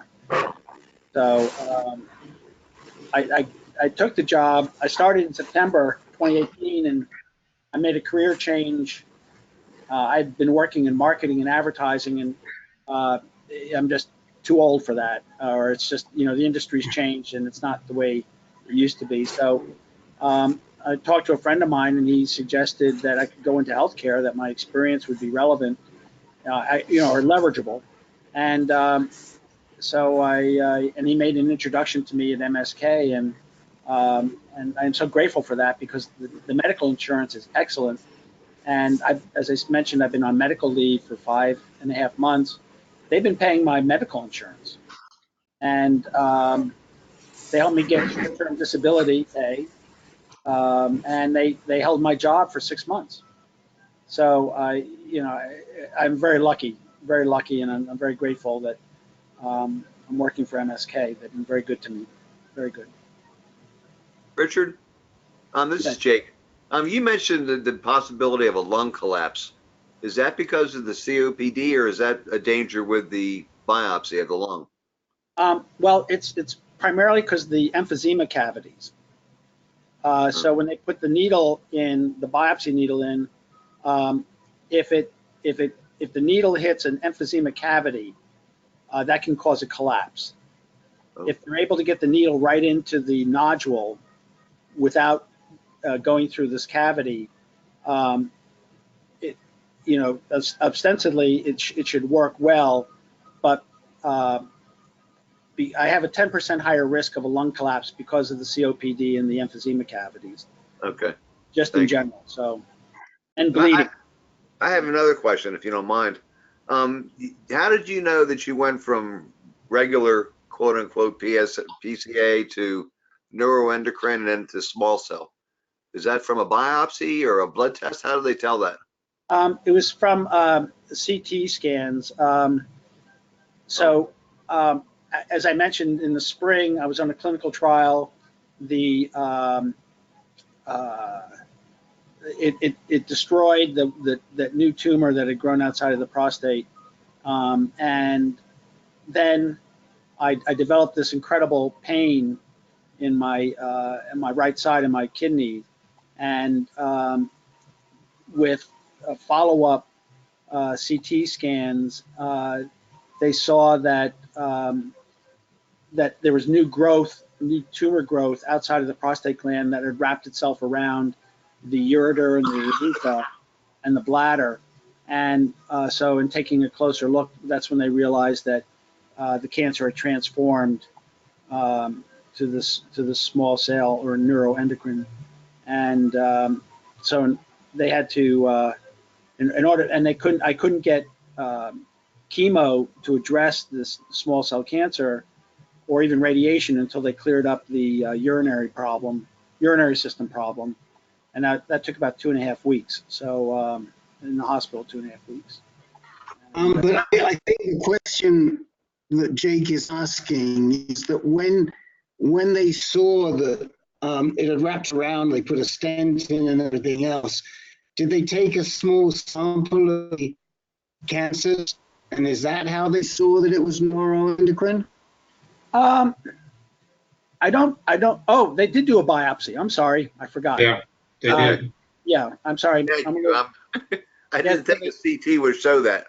Yeah, so after they did the CT, then they did the biopsy, and that's when they saw that it was. And Len, you saw that biopsy report, and yeah, I did.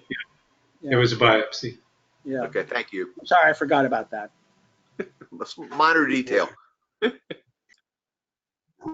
So just a couple of things I wanted to mention. So this is a great indicator of how neuroendocrine disease doesn't produce PSA, and why we are now why we tell you that scans are so important. Regular scans are so important if you have advanced prostate cancer, because it isn't always about the PSA.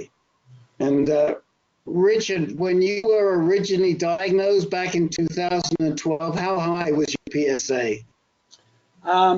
It was like 5.64. That was the first reading on it.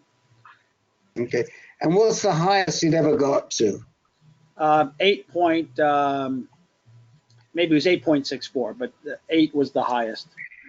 Right. So, which is interesting. 8.64. Yeah. Right.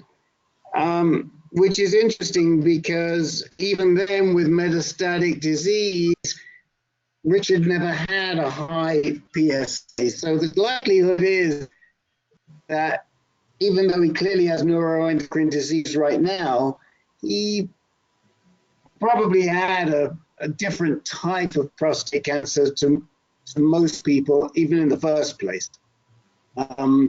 because the PSA just never was that high. The other thing I wanted to say is that CEA stands for carcinogenic embryonic antigen, or carcinoembryonic antigen is what CEA stands for. And it's evidently a measure for different other types of cancer. I don't know much about carcinoembryonic antigen. And what was the other one that Chromogranin A. Say it again? Chromogranin A. Chromogranin A. So, Len, what can you tell us about, do you know anything about either of these two measures? Well, as you said, CEA, carcinoembryonic antigen, is a marker for a number of different cancers. Lung cancer is one. The chromogranin A is, I think, more specific for the neuroendocrine prostate cancer. So it's a marker for neuroendocrine. Maybe for other tumors as well, but definitely that's why they're checking Richard's chromogranin. So what we do want to see is you getting yourself out of that apartment a little more now that you're feeling better. Yeah, I'm looking forward to that. Maybe even going visiting your choir buddies. Well, I do sing on Wednesdays. I am in a choir of cancer patients at MSK every Wednesday, Okay. and so we had a performance October 20th at the Hilton, New York Hilton. Sang 2 songs, which was nice, and it's great to be singing every week. You know, it's a non-cancer activity, even though I'm with cancer patients and survivors. But it's nice to be joyful hour and a half. Well, here's a challenge for you, Mr. Foodie. Okay. Figure out how to combine your MSK Dragon Boat people with your choir people. Maybe maybe you could get them all singing in the boat. What do you think? That's an interesting challenge, because some of the Dragon Boat teams do have songs, and they do sing the songs before they race. Okay. I did write a chant for the team, and it didn't take. So Let's hear the chant.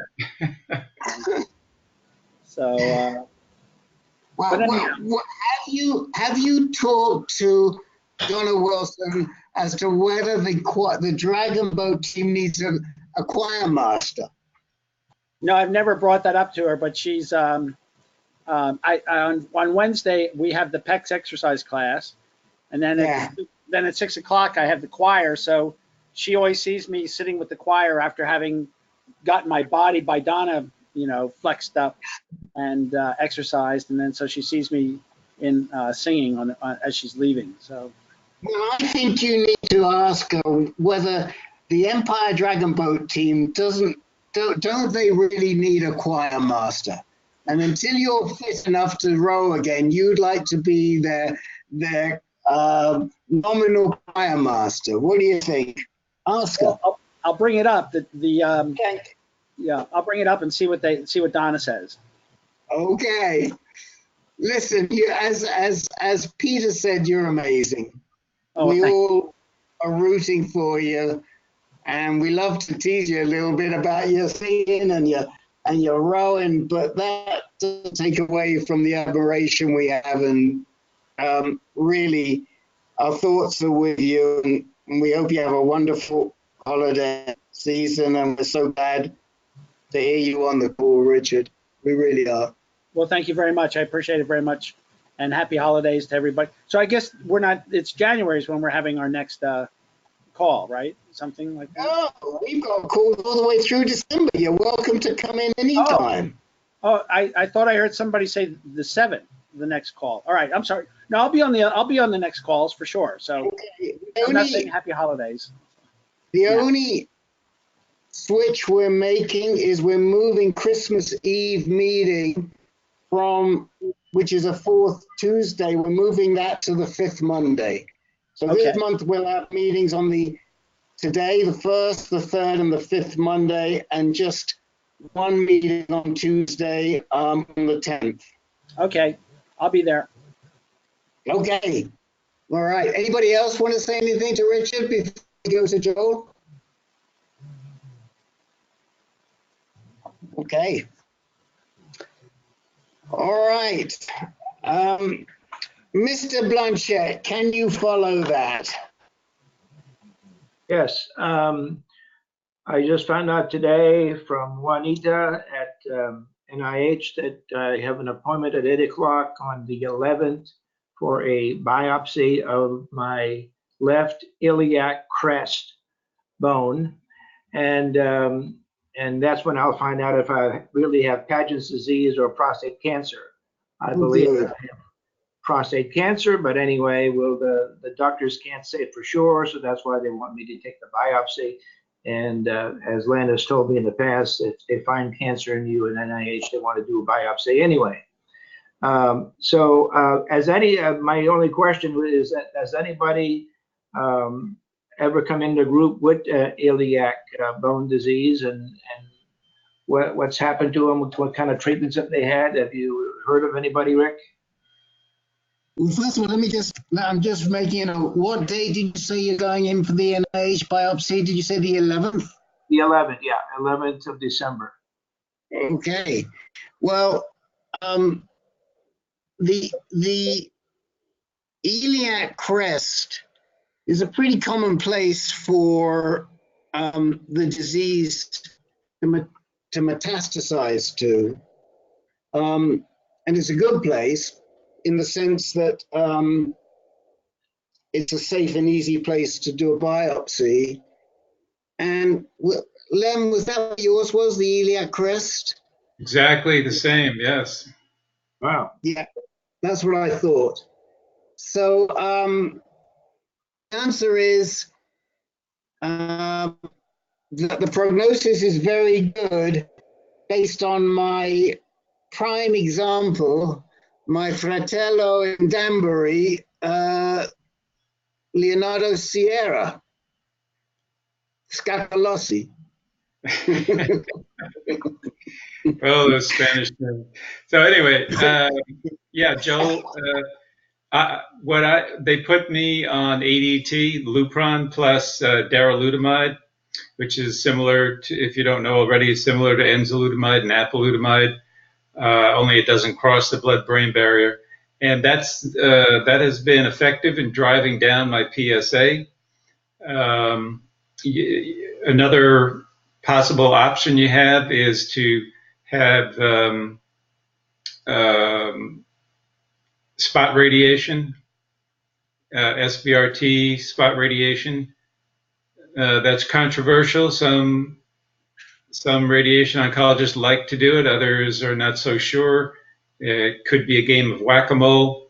That's something you'll have to talk about with your oncologist. All right. So where is your treatment being done? What hospital, major center? I'm going to Mount Sinai. My oncologist is at Mount Sinai in New York City. Okay. And I also consulted with Dr. Zalewski, the chief radiology at MSK, and he thought he argued against the spot radiation, at least not right away. He said, let's see how much good we can do just with the ADT regimen, and then we'll do another scan and we'll see what the picture looks like, and then we'll evaluate whether or not we do whether or not we do spot radiation. Right. So he's taking he's getting you on the train, and then he's gonna give you more treatments of different things as it goes. You're on a Lupron train, which is probably what's going to happen to me too. You didn't have a question about whether you had Paget's disease, though, right? No, there was no question there. They did the biopsy, and it was definitely prostate cancer. Mm-hmm. All right. Well, very good. That's a big help. At least I know somebody now on the call that has the same thing that I do. Did you have cancer other places in your body, or just that bone? Just like for me, it's just the bone. Yes. As far as that's the only thing that lit up. Although I had a couple of bone areas that lit up. One was one of my ribs. I forget which rib now. The free floating rib is, I don't know if that's the number 12 or 11, whatever. And then there were two suspicious spots on the pubic bone. Ah, okay. But they thought that might be degenerative bone condition. But the Lupron should take care of all those spots, right? It should, yeah. It's a systemic therapy, the Lupron plus the second line anti-androgen that they'll probably put you on as well.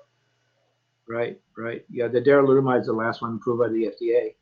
All right, well, appreciate it. That's good news. Good information. Thank you. Joe, So, where's your oncologist? John Hopkins, Dr. Okay.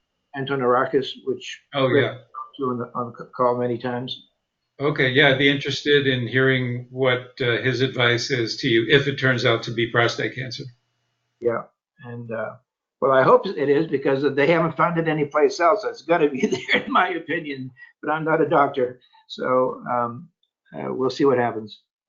well, I mean, it could be Paget's disease, correct?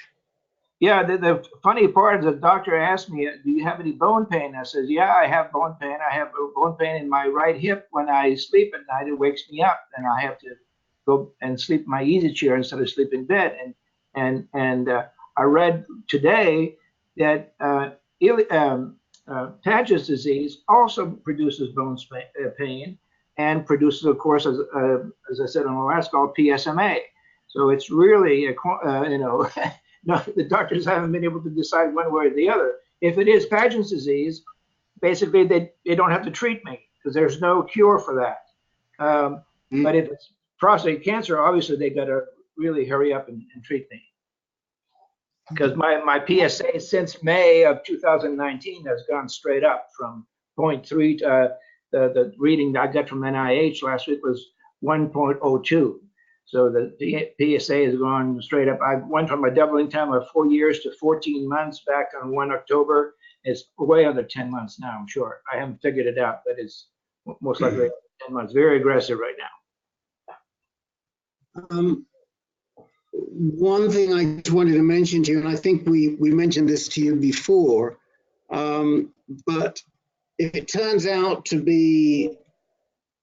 does turn out to be prostate cancer, be sure you get a technetium-99 scan. Technetium, what again? 99, correct? Is that right, Len? Yeah. You're muted, Len. Yeah, you're right, Rick. Technetium 99, 99M. Sometimes they add the M. What does that do? Okay, It's so the standard of care bone scan, and if it comes up negative, even though let's say your PYL scan is positive, as far as the FDA is concerned, you would be eligible for darolutamide because they only go by what are the scan results for the standard of care, which is the technetium 99M scan. So that's how I was able to get darolutamide, because normally if you have a metastatic lesion, you can't get darolutamide. I see. And what's the difference between that technetium 99 scan and the sodium fluoride that I took? I thought that was a bone scan also. Is that an older bone scan? That the sodium fluoride, I believe, is a PET scan, so it's more sensitive. But for some reason, I think because it had false positives, they don't use it quite so much anymore. I see. Okay, so this is something John Hopkins can give me, a technetium bone scan if I need. Oh, definitely, yeah. Okay, and so that it'll give me. That may discover other places in the bone too, but that I might have cancer. But right now, the other. Probably not, because it's much less detailed. It's much less discerning than the PYL. Okay, I got you. Because PYL. The PYL tells you exactly where it is, but if you get the standard of care, which is nowhere near as good, that met may not show up. And if it doesn't show up, you're eligible for this very good drug, even though you're metastatic, because as far as the approval is concerned, based on the technetium, you're non-metastatic. I see. You follow me, Joel? Yeah, so the less sensitive scan in this case is better than for the purpose of getting darolutamide. Correct. For the purpose of getting the darolutamide, the less sensitive scan may help you. Okay, that's good to know, Rick. I appreciate it. And so you know, and we'll cross that bridge when we come to it because you'll be telling us what it is. But when you go to see Antanarakis, should it be prostate cancer, then you can argue with him or ask him for darolutamide if based on the results of the technetium-99 scan. Got it. Okay. Okay, that's essentially what Len did with Dr. O at Mount Sinai. Okay. Okay. Well, we filled up another hour and 2 hours and 10 minutes. And I will see you all again next Tuesday. On the off chance that you might know somebody with sarcoidosis, which is a pretty rare disease. We have our first sarcoidosis virtual group tomorrow. So you could mention it to people. Or like me, I've discovered 2 people that have sarcoidosis since I started working on putting a group together. So you never know. All right, that's it for now. And Len, I'll talk to you in the morning. We'll try and figure out what's going on with your access. Okay, thanks, Rick. Okay, good night, everybody. Bye, everybody. Good night. Thank you. Bye-bye. Good night, everyone. Thank you.